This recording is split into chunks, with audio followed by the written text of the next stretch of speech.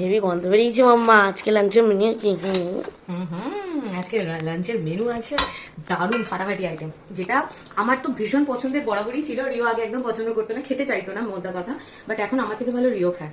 তো সেটা হচ্ছে এই যে এখানে আছে এক কড়াই কিমা রাইস, এই দেখো মাটন কিমা, কিমা দিয়ে রাইস রয়েছে, আর তার সঙ্গে সঙ্গে রয়েছে হচ্ছে ডিমের কষা, এই যে আলু দিয়ে ডিম দিয়ে কষা, আর তার সাথে রয়েছে এক বাটি আমের চাটনি।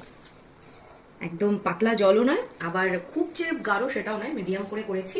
আর এক বাটি করে করেছি, কারণ আমি আর ওর বাবাই খাই, রিও খায় না, তো যাতে আমাদের 2-3 দিন হয়ে যায়। কিন্তু একটা মিস্টেক হয়েছে, সেটা হচ্ছে ফ্রাইড রাইস, মানে সরি ভুল বললাম, কিমা রাইসটা করার আগে ভেবেছিলাম তেলটা যে রয়েছে তাতে আগে পাঁপড় ভেজে তুলে রেখে দেবো, ভুলে গেছি ভাজতে। তো আবার এখন নতুন করে আরেকটা কড়াইতে একটু পাঁপড় ভেজে নেবো, ব্যাস তাহলেই হয়ে যাবে। কিমার রাইস সঙ্গে ডিমের কারি আর চাটনি পাঁপড়। তো আজকে আমাদের লাঞ্চের মেনু তো তোমাদের সাথে শেয়ার করে দিলাম, জম্পেশ ফাটাফাটি মেনু রয়েছে। কালকে নিরামিষ খেয়েছিলাম, আজকে খুব ইচ্ছা করছিল সকাল থেকেই যে কিমা রাইস খাই, অনেকদিন খাই না, মানে অনেকদিন মানে প্রায় 1 বছরের মতো খাওয়া হয় না।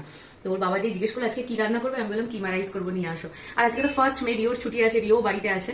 তো এই হচ্ছে গল্প। তোমাদের লাঞ্চের মেনুকে অবশ্যই কমেন্ট করে জানিও। আর হ্যাঁ, আমি জানি তোমরা জিজ্ঞেস করবে দিদি কিমা রাইসের রেসিপিটা বলো। তো এখন যেহেতু জানোই শরীরের অবস্থা, সবসময় তো সব রেসিপি শেয়ার করতে পারি না, তো আজকে ভেবেছিলাম এই জন্য যে প্রথম থেকেই তোমাদের সাথে এই রেসিপিটা শেয়ার করবো, কারণ হচ্ছে এটা খেতে যতটা ভালো লাগে ততটাই ইজিয়েস্ট ওয়েতে কম সময় হয়ে যায়। তো ভাবলাম আমার মতো যারা আছো, একার হাতে সবকিছু সামলাতে হয়, সময়ের অভাব থাকে, তাদের জন্য এই রেসিপিটা আমার শেয়ার করা উচিত। তো সেই জন্য রেসিপি আমি শুট করে নিয়েছি, ধরো তোমরা বিকালে পেয়ে যাবে। আর হ্যাঁ, আজকে হচ্ছে 1st মে, কিন্তু এই ফুল ভিডিওটা তোমরা পাবে হচ্ছে 2nd মে, কারণ আজকে একটু নেট প্রবলেম চলছে, যার জন্য আজকে আমি আর কোনো দিচ্ছি না। অলরেডি যেটা শিডিউল করা ছিল সেটা পোস্ট হয়ে গেছে, কিন্তু নতুন করে দেওয়াটা একটু অসুবিধা হচ্ছে, সেই জন্য কালকে দেবো, ঠিক আছে?